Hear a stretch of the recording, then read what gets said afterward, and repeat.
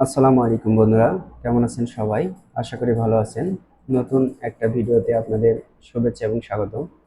আজকে আমি আপনাদের দেখানোর চেষ্টা করব অভ্র কিবোর্ড ব্যবহার করার সময় আমরা অনেক সময় ভুলবশত অভ্র কিবোর্ডটা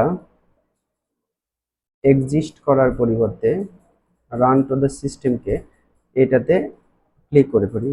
চলেন আমরা দেখতেছি, বিষয়টা দেখি। আমরা অনেক সময় দেখি যাই এক্সিস্ট করার পরিবর্তে জাম্প টু সিস্টেমটি এটাতে ক্লিক করে ফেলি। তো ধরলাম আমি ভুলবশত এটা করে ফেললাম।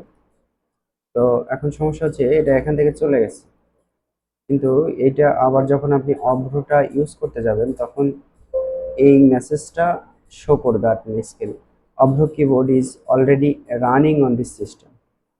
তো আপনি অভ্র কিবোর্ডটি আপনি কাজও করতে পারবেন না।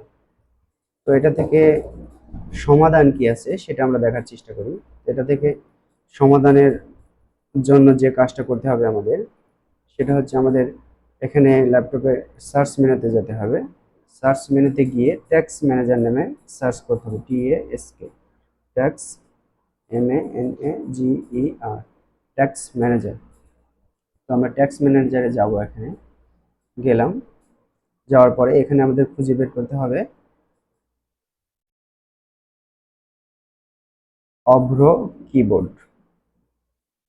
এখানে এই যে অভ্র কিবোর্ড এখানে আছে, অভ্র কিবোর্ডে গেলাম।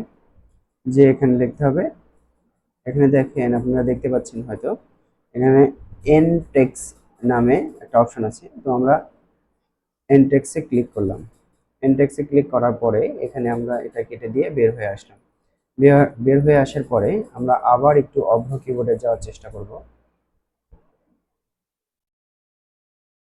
হ্যাঁ, অভ্র কিবোর্ডটা এখন রান হচ্ছে, কিন্তু আমাদের স্ক্রিনে দেখতে পাচ্ছি না। তো আমাদের এখন ট্যাক্স বার আছে যেটা, এখানে গিয়ে আমাদের অভ্রটা ডেস্কটপ সাইডে নিয়ে আসতে হবে। এখানে দেখেন লেখা আছে রিস্টোর অভ্র টপ বার। এটাতে ক্লিক করলেই দেখেন অটোমেটিক্যালি চলে আসছে, আমাদের স্ক্রিনে চলে আসছে। এখন থেকে আপনারা ব্যবহার করতে পারবেন, এটাতে আর কোনো সমস্যা হবে না। অনেকেই এই ধরনের সমস্যায় পড়ে থাকেন, আমি নিজেও এই সমস্যায় পড়ছিলাম। তো ভাবলাম ভিডিওটা আপনাদের সাথে শেয়ার করি। তো ধন্যবাদ বন্ধুরা, সবাই ভালো থাকুন। ভিডিওটা ভালো লাগলে আমাদের চ্যানেলটিকে সাবস্ক্রাইব করে পাশেই থাকতে পারেন। ততক্ষণ ভালো থাকুন। আসসালামু আলাইকুম রহমতুল্লাহি ওয়া বারাকাতুহু।